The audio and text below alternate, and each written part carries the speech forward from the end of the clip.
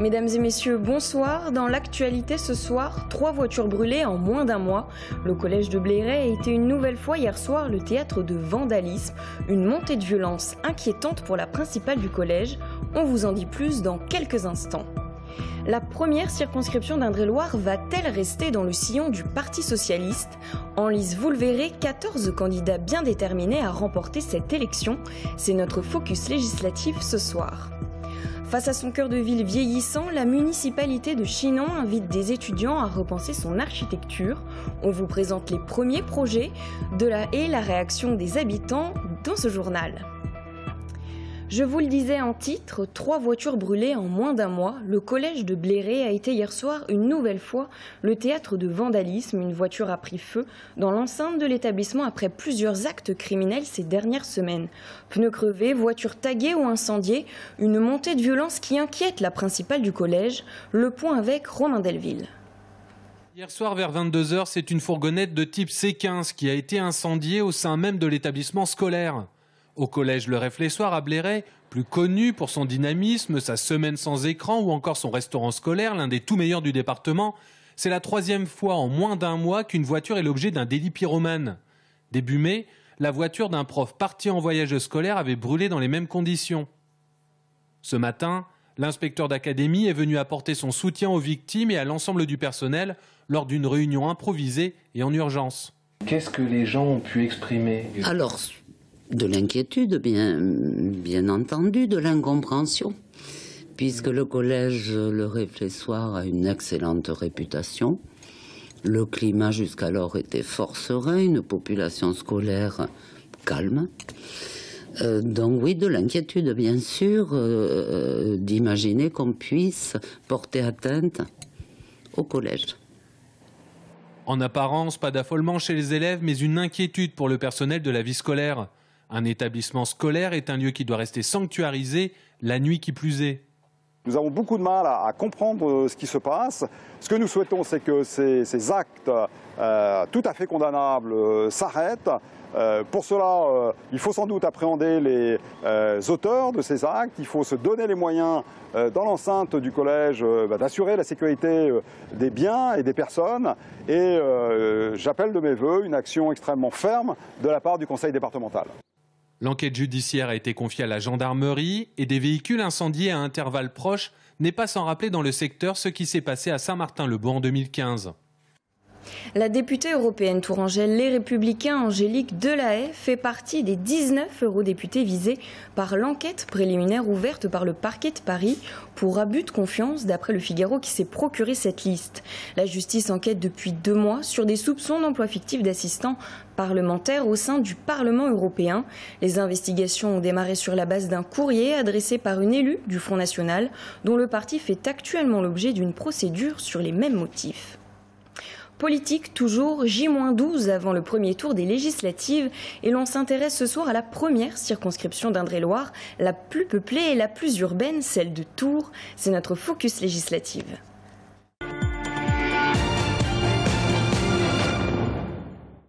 Une première circonscription détenue depuis plus de 10 ans par Jean-Patrick Gille, député du Parti socialiste. Mais depuis l'élection d'Emmanuel Macron et le score élevé de la droite et du parti de Jean-Luc Mélenchon à Tours, les cartes sont rebattues et le résultat de ces législatives incertain. Romain Delville. Quel rôle pour quel candidat ou candidate de la première circonscription d'Indre-et-Loire, c'est-à-dire Tours ? Pour le représentant de La République En Marche, sa mission, c'est de participer activement à la majorité présidentielle et soutenir les projets de loi du gouvernement nommés par Emmanuel Macron. Après plus de 15 ans passés au PS, Philippe Chalumeau a adhéré dès le premier jour au mouvement, devenu parti présidentiel. Évidemment, naturellement, je serai un député absolument loyal puisque je pense qu'il faut de la cohérence et si on veut faire avancer les choses, il faut absolument être cohérent. Mais ça ne veut pas dire godillot pour autant. Être député cohérent et loyal, c'est un député qui, de toute façon, a envie de faire appliquer des lois auxquelles il a participé, en tout cas qu'il a participé à leur construction. À droite, la candidature LR-UDI n'a pas été sans heurts depuis novembre dernier et son investiture par le parti Les Républicains.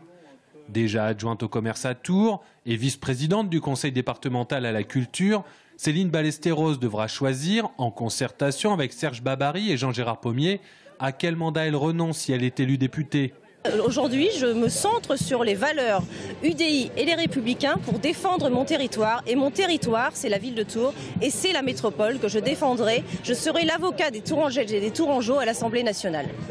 À Tours, Jean-Luc Mélenchon est arrivé deuxième avec plus de 23% des votes exprimés au premier tour de l'élection présidentielle.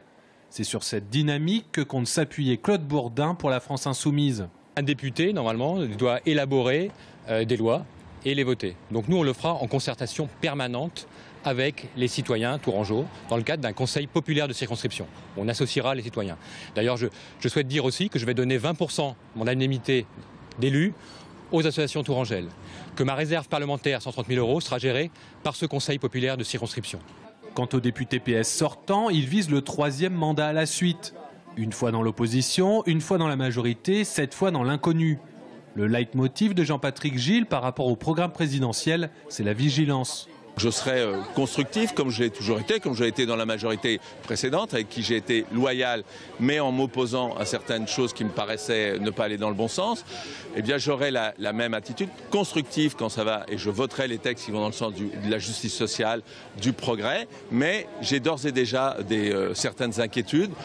D'abord sur des nominations au gouvernement et puis par exemple sur la réforme du Code du travail qui nous a déjà profondément divisés. Au total, 14 candidats sont en lice pour les législatives à Tours. À noter la présence d'une candidate pour le parti animaliste, seule représentante de son mouvement dans le département. Et puis le défilé de personnalités en soutien aux candidats des législatives. Christiane Taubira était hier au centre Mirabeau à Blois. L'ex-ministre de la Justice est venu rencontrer les jeunes pour parler politique avant de tenir meeting avec Denis Robillard, député PS sortant et candidat dans la première circonscription du Loir-et-Cher.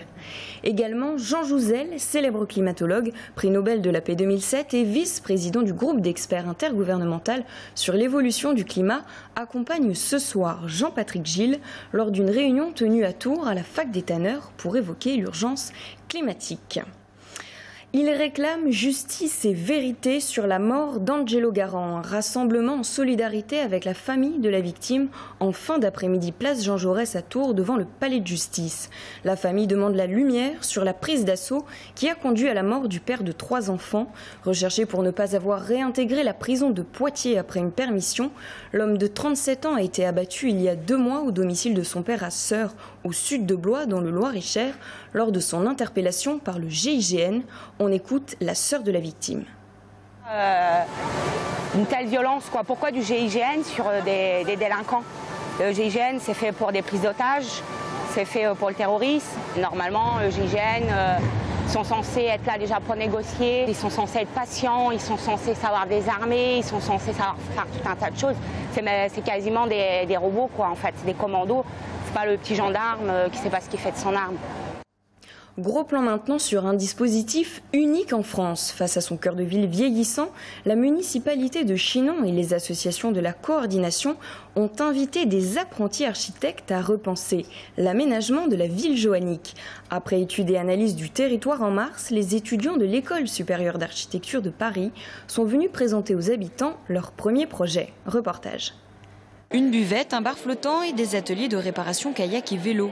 Ce sont les maisons de l'eau de l'ENA. Derrière cette maquette, le projet de réhabiliter les berges de la Vienne pour rendre Chinon plus attractive. L'étudiante en première année d'architecture présente son idée aux habitants. Ça permet de déjà communiquer une intention de projet, faire comprendre notre raisonnement et surtout d'écouter aussi, de prendre conscience des besoins de chacun. Et de noter les remarques. On a des expériences de vie quand on parle avec les gens. C'est-à-dire rien que quand ils nous racontent leur parcours pour aller faire les courses et puis après pour aller se garer, etc. Ça nous fait prendre conscience de quelque chose dont nous, de l'extérieur, on ne connaît pas. Comme le sien, 8 autres projets pensés par une quinzaine d'étudiants de l'École supérieure d'architecture de Paris sont présentés, chacun répondant à un besoin précis de la ville.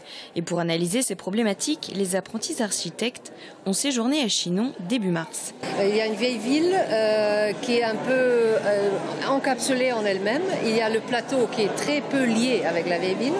Il y a même le château, la forteresse qui n'est pas en lien avec la ville basse, même pas dans son apparence de marketing. Hein. C'est deux marketing différents. Donc la question des liens entre haut et bas, c'était pour nous la vraie question. Parmi les 8 projets, certains pour offrir des espaces de vie communautaires, d'autres pour redynamiser le cœur de ville et les coteaux. Alors qu'en pensent les Chinonnais? On est très intéressés avec ce qui se passe au niveau du quartier des Hucherolles, où pour le coup les jardins partagés, ça fait redynamiser ce côté-là de Chinon qui était vraiment délaissé en fait par la municipalité. On a vu notamment celui qui est près de l'ascenseur, là, à la porte du château, qui permet aussi aux gens qui viennent juste a priori voir le château, d'avoir un petit tremplin entre guillemets pour aller voir un petit tour dans la ville médiévale. Donc ça me paraît très intéressant. Fort du retour des habitants, les étudiants vont affiner chacun leur projet et revenir en juin à Chinon pour une présentation finale de leur maquette. Ils remettront ensuite une publication à la ville de leur projet constructible. Le Maroc sera l'invité de la prochaine édition de la foire de Tours du 4 au 13 mai 2018. Artisanat, gastronomie et tourisme du royaume seront mis à l'honneur. Après cette annonce ce matin à l'hôtel de ville, le maire de Tours, Serge Babary, a affirmé vouloir nouer d'ici l'année prochaine un partenariat solide avec les institutions du pays, comme l'hôpital de Marrakech. On prend maintenant la direction du Loir-et-Cher pour le grand rassemblement international de Goldwing qui avait lieu ce week-end à Vendôme pour la 39e édition. 600 wingers et leurs 947 motos japonaises s'étaient donné rendez-vous. Clémence Drouet est allée à la rencontre de ces passionnés. Par contre, je ne descends jamais sans qu'il ébille la béquille parce que la moto peut tomber en même temps. À 64 et 66 ans, Dominique et Bernard sont fans de motos Goldwing. Leur particularité, une carrosserie imposante, tout comme son poids, près de 400 kg pour ce modèle. Jeunes mariés, ils arpentaient déjà les routes à moto, mais à la quarantaine, ils ont craqué pour ce modèle plus confort. Désormais retraités, ils passent 3 mois de l'année à voyager à bord de leur bolide à 2 roues. Au départ, c'est vrai qu'on a acheté la moto pour notre plaisir en se disant bon, on sortira le week-end à 2. Et on a rencontré des copains qui en avaient, qui nous ont dit viens au club, tu vas voir. Et puis on est allé au club, on a une ambiance formidable et depuis on est toujours au club. On fait des sorties ou régionales ou nationales ou vraiment locales entre copains. Autriche, Espagne, Portugal, France, le couple avale les kilomètres sans jamais fatiguer, ou presque. Vous asseyez dessus, vous n'avez pas besoin de vous tenir, donc oui, les longs trajets, je finis par dormir, oui. Mais la Goldwing, c'est avant tout une passion commune, puisqu'avec ses 2 grandes places assises, la moto est bien adaptée au couple. C'est nettement mieux quand on peut la partager à 2 que tout seul, hein, parce que j'ai des copains qui ont leurs femmes qui n'aiment pas la moto, ou ils sont toujours tout seuls, alors c'est vrai que là à 2, c'est nettement mieux. Il y a 22 ans, le couple participait à son premier rassemblement international de Goldwing à Vendôme. Depuis, ils n'ont pas raté une édition et ce n'est pas près d'arriver. Un mot pour les foyers fiscaux, plus que quelques heures pour faire votre déclaration d'impôt en ligne si vous habitez en Indre-et-Loire. Passé minuit, il sera trop tard. Restez avec nous dans un instant, on poursuit sur les législatives avec notre invitée Eva Kukulski, candidate du Front National sur la 3e circonscription d'Indre-et-Loire. Quelle stratégie pour se faire élire et quels axes de campagne pour la candidate du Front National? Toutes les réponses dans un instant, à tout de suite.